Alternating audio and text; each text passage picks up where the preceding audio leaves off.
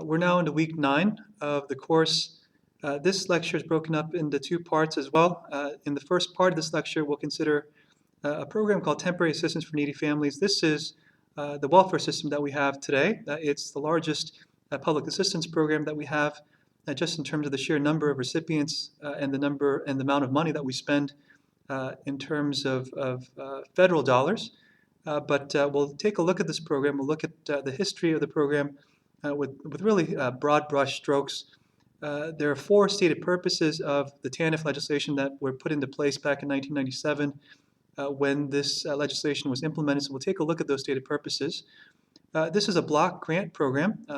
And so with the block grant, there's going to be certain conditions attached to receipt of the funding. So we'll look at the major conditions. And then finally, we'll look at some outcomes. If we're assessing the effectiveness of the program, we'll use different indicators to look at how effective the program has been over the years. In the second part of this lecture, we'll consider Old Age Survivors Disability Insurance, or OASDI.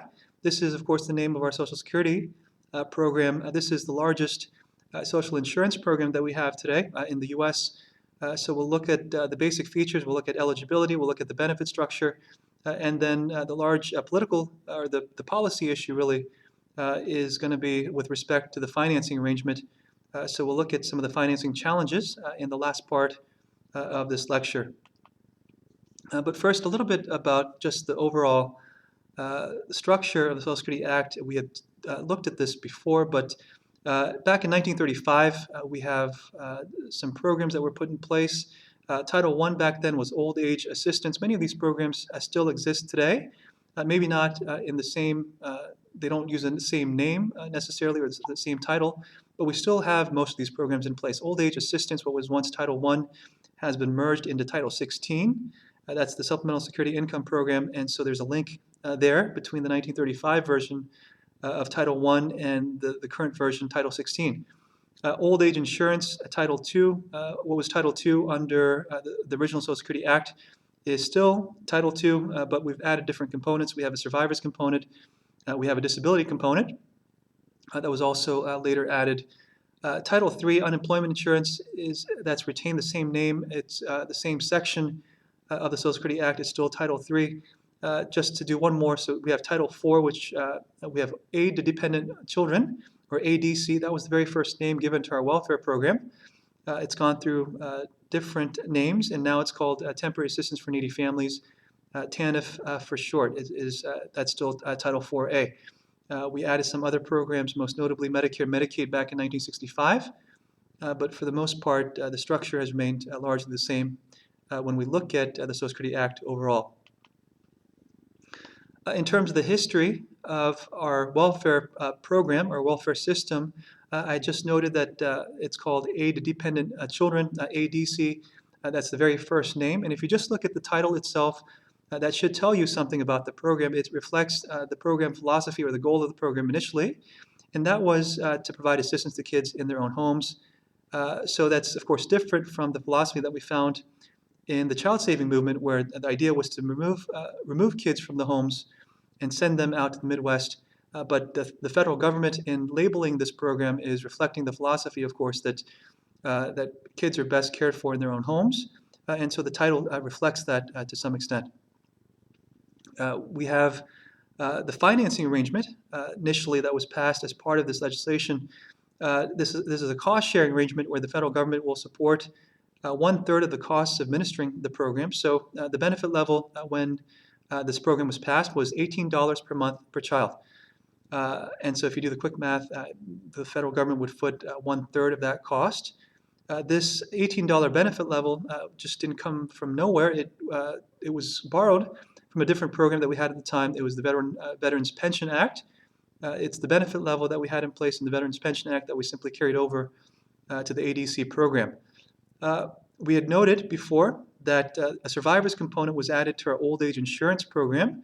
The intent of adding the survivors component was that we could simply do away with this ADC program, that we wouldn't need to use a public assistance structure to administer aid to dependent kids. So it was thought that ADC would simply wither away over time, but of course it didn't. It lasted with rising caseloads throughout the history of the program. We move quickly through the history. We see in 1962 a difference in the cost-sharing arrangement. The federal government is no longer at 33% of supporting the cost, but it's at 50 to 80%. It's contributing 50 to 80% of administration costs, and it depends on state wealth. This is a formula that's still carried over to the present day, especially in the case of the Medicaid program. We still have a 50 to 80% federal contribution, and this, of course, depends on the level of state wealth. Where you have a state with lower per capita incomes, the federal contribution is going to be higher, and vice versa, where the state wealth or the state per capita income level is going to be higher. There's going to be less of a federal contribution. We see through the 1950s and the 60s and 70s, the caseloads are rapidly rising. We're at about 2 million individuals back in 1950, but by 1970, the caseloads have reached upwards of 7 million people. And so in response to the rising caseloads, Congress in 1967 passes the Work Incentive Amendments, or the WIN Amendments for short. There's two major components to this piece of legislation. With the concern over the rising caseloads, there's certainly a continuing effort to provide assistance, but there's an emphasis, of course, on reducing dependency on government. And so the federal government sets out to achieve this with two different purposes or two different mechanisms in mind. One is sort of the carrot component, and that's the earnings disregard that we have talked about before. But the earnings disregard is intended to promote work, of course.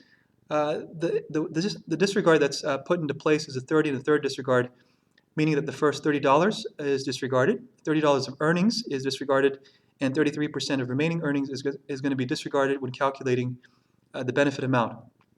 Of course, the government also took a much stricter approach to reducing dependency, and that was just basically getting people into work settings, basically cutting them off from welfare if they were determined to be suitable for work. So we have this amendment that's intended, in short, to reduce dependency on the government. So despite these efforts, we're heading into the 1980s, and we're still seeing rising caseloads.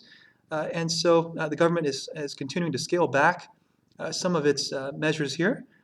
Most notably, what the government does is it reduces the earnings disregard. So what was once a 30 and a third disregard is reduced to just $30 for the first 4 months of receipt of welfare benefits. If we consider what the effect of this type of disregard change might be, consider the case of a family of 3. The maximum benefit amount back then was on the order of $517. If you have a family of 3 that's receiving $630 a month in gross earnings, this family will receive $117 of an AFDC benefit. They're, of course, eligible to receive this benefit, and they'll receive $117. But because this earnings disregard has been scaled back to just the first $30, this family has $600 of countable earnings and is therefore no longer eligible to receive any benefits since they're well above the cutoffs. So the aggregate effect of this earnings disregard change was basically to reduce the caseloads. You have fewer people, fewer families and individuals receiving AFDC assistance. Again, despite these changes, we're still seeing rising caseloads. We're at an all-time high in terms of AFDC enrollment as of 1994. This is during President Clinton's administration. Upwards of 5 million families now receiving AFDC or welfare assistance. We're seeing rapid changes in the family structure as well. What was once at around 5% in terms of the proportion of births to unmarried moms is slowly approaching 40%. And we also see growing dependency, if you want to use that word. There's a growing reliance on federal government assistance. So more than 50% of families receiving AFDC benefits is receiving benefits for longer than 5 years. So it's this confluence of all these different demographic shifts that gives rise to a massive overhaul in our welfare system. President Clinton promises to end welfare as we know it. And once he's re-elected in 1996, he does just that. He passes in 1996 the Personal Responsibility and Work Opportunity Reconciliation Act, or what insiders call PRORA. He passes this legislation, and in this legislation, we've gotten rid of the old welfare system. That's AFDC is basically dismantled, and in its place, we have a non-entitlement program, a block grant system that's put into place called temporary assistance for needy families. And as the title would suggest, no longer are people simply entitled to benefits, but it's intended to be temporary in nature, of course. This is a block grant program, meaning that there are certain conditions attached to receipt of federal funding to administer these programs. Of course, we have state administration in the case of the new program. There are four main stated purposes of TANF, and we've retained the first original stated purpose of the legislation, which was to provide assistance to families, or to be more specific, to kids, dependent children in their own homes. We've retained this original stated purpose. This can date all the way back to the Mother's Aid, Mother's Pension laws at the state level, but we've retained this purpose. There's, of course, the growing concern with dependency on government, and so the second stated purpose has to do with that concern. It's to reduce dependency and promote work among TANF recipients. The third and fourth stated purposes have to do with changes in the family structure, most notably the increase in the percentage of births to unmarried moms. The third stated purpose goes to that purpose, or goes to that concern. And then we have a concern with just reduced marriage rates in general. And so the fourth stated purpose is to promote the formation and maintenance of two-parent families. In terms of what the states can use the federal block grant for, they can use that money for any of these four stated purposes. It doesn't necessarily need to be for poor families. In the case of the first two stated purposes, the federal dollars must be used in furtherance of poor families, but if they're intending to accomplish some objective related to purpose number 3 or purpose number 4, they can spend federal dollars in in whatever manner they see fit. So we'll see later on the type of spending that the states are engaged in with these federal dollars. We had noted that this is a block grant system that's in place, meaning that there are certain conditions attached. The federal government attaches certain conditions to allocating these funds to the state governments. There are 5 major sets of conditions that were outlined in the original TANF legislation. We just look at 3, I think, that are relevant for our purposes. They have to do with eligibility requirements, basic work requirements and time limits, the second set of conditions. And they also have to do with some maintenance of effort rules, and we'll take a look at what these things say in a little more detail. First, in terms of eligibility, what the federal guidelines provide for, essentially, is that you must have a minor child in your family to receive TANF benefits. That's the first main requirement. There must be a minor child. If you as a potential recipient have child support payments or alimony payments coming to you, you must assign those rights over to the state. The thinking there is that the states can use some of that money to offset costs of administering the program. If you're a minor, if you're a young mom, if you're younger than 18, you're generally going to be ineligible for TANF benefits unless you have a supervising adult and you're attending school once your child attains 12 weeks of age. There are certain classes of individuals who are categorically ineligible to receive benefits. You have non-citizens who are categorically ineligible. Also, if you have a felony record, drug-related felony offenses, these are categories that are ineligible to receive TANF assistance. The second set of conditions have to do with work requirements and time limits. We look at several different rules here. Rule after rule, you have a work trigger rule, basically saying that once you start receiving TANF assistance, you must engage in some type of work activity, and work is defined by the state in this case, but you must engage in some type of work activity within 24 months of receiving your TANF benefit. It's a 24-month work trigger. That's a maximum work trigger. So states can choose to be a little more strict if they want. So many states have implemented 18-month work triggers. Here in Illinois, we have a 24-month work trigger, which is saying, once again, that you must engage in some type of creditable work activity within the 24-month window. There are some minimum work participation rates that the states must meet. So states must make sure that a certain percentage of their caseload is in fact working, namely 50% for single-parent families, 90% in the case of two-parent families. In the early stages of TANF implementation, there was something called a caseload reduction credit, which basically said that if states were effective in reducing their caseloads, these minimum work participation rates were correspondingly lowered. but with the 2006 reauthorization, there's no longer a caseload reduction credit, so that reduction credit no longer applies. I had mentioned that the states can determine what work activities are in fact counted. The federal government provides a listing of 12 different activities that may be counted. There's basically a priority ordering. From anywhere from unsubsidized employment is the highest level or highest priority to secondary school attendance. There's different levels of priority like I had suggested here. In the case of college attendance, that's not recognized as a credible work activity. Sometimes students ask about that, but that's going to be not recognized under the federal rules. You have some work requirements, not just at the state level, but at the micro level for families and individuals. If you have a minor child over the age of 6 or 6 years and older, you must engage in 30 hours of work. If you have younger kids, namely younger than age 6, the work requirement is 20 hours per week.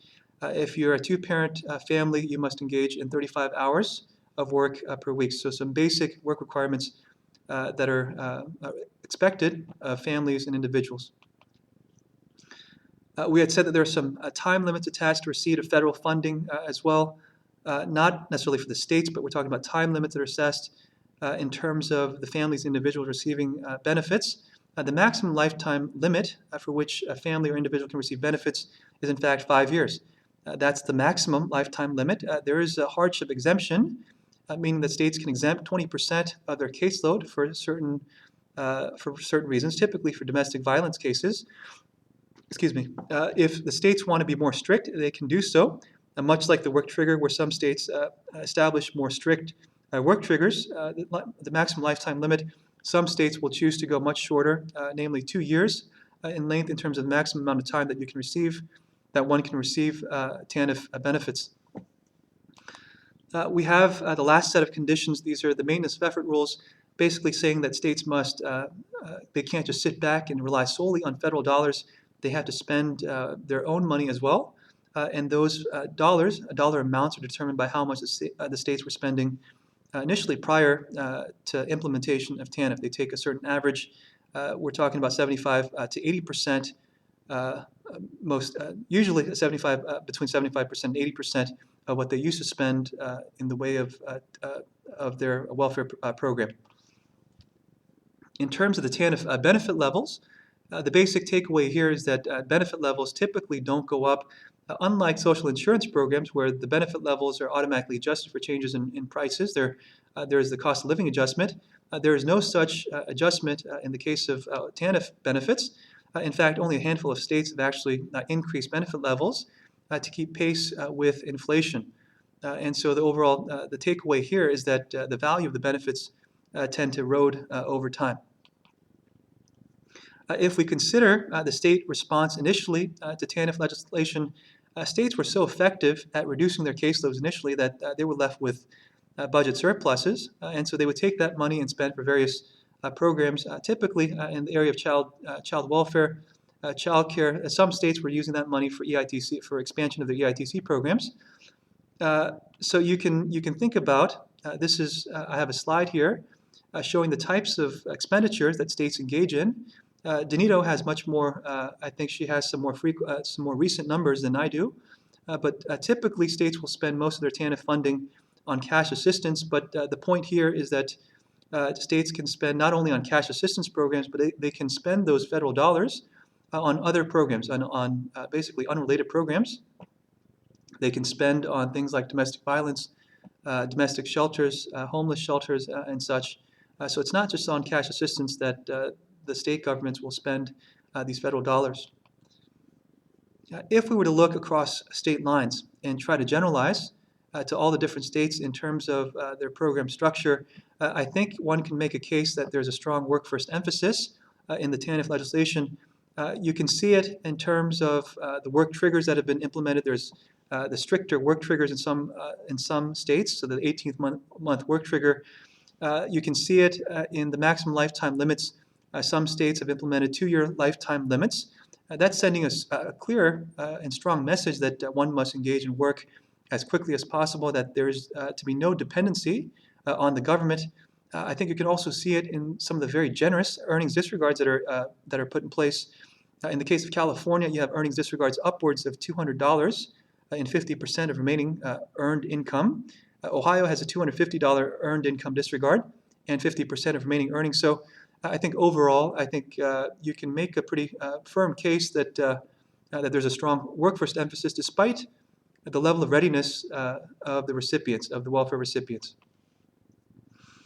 If we're assessing the overall impact, I shouldn't really use the word impacts, but if we're looking at some of the outcomes here, if we're looking at some of the outcomes of the program, you'll see that states initially were very effective in terms of reducing their caseload. So if we're thinking about the second objective, which was to reduce the caseload, reduce dependency on federal government or on government in general, I think you can make a case that we were in fact effective or highly effective. We had caseloads upwards of 5 million families in 1994. That was reduced to approximately 2 million families in 2002. But if you'll notice the numbers that I have for you in your slides, we're starting to see an increase recently in the caseloads. So while we were effective, I think the takeaway is that once we were effective initially, but we're starting to see an increase in government benefit reliance. If we're considering employment as the indicator of success in the TANF legislation, one can, I think, make a case that we're in fact effective in increasing employment. So if we're looking at the employment of single mothers, we reduced that employment rate from 71% back in 1994, upwards of 80% in 2001. So there's a case that can be made, I think, that we were in fact effective there. If we're looking at poverty rates, if poverty is the measure of effectiveness, we were in fact effective at reducing poverty rates. We went from 42% back in 94 to 32% of single female-headed families being in poverty. So we've reduced the poverty rates, so we were effective in that regard. Where we haven't done quite as good of a job in terms of the TANF program, I think, if you look at the numbers, is in terms of promoting self-sufficiency. So granted, that's not necessarily a stated objective of the TANF program, but if you look at some of the numbers here, 20% of people who leave TANF end up coming back on the welfare roll. So yeah, I think the numbers speak to the fact that we're not promoting self-sufficiency. If we look at poverty levels, most TANF leavers, in fact, have earnings levels that are below the poverty cutoffs. So once again, I think in that regard, we haven't done quite as good of a job in our TANF legislation. At this point, we'll go ahead and switch gears, and we'll look at old age survivors' disability insurance in the next part of this lecture.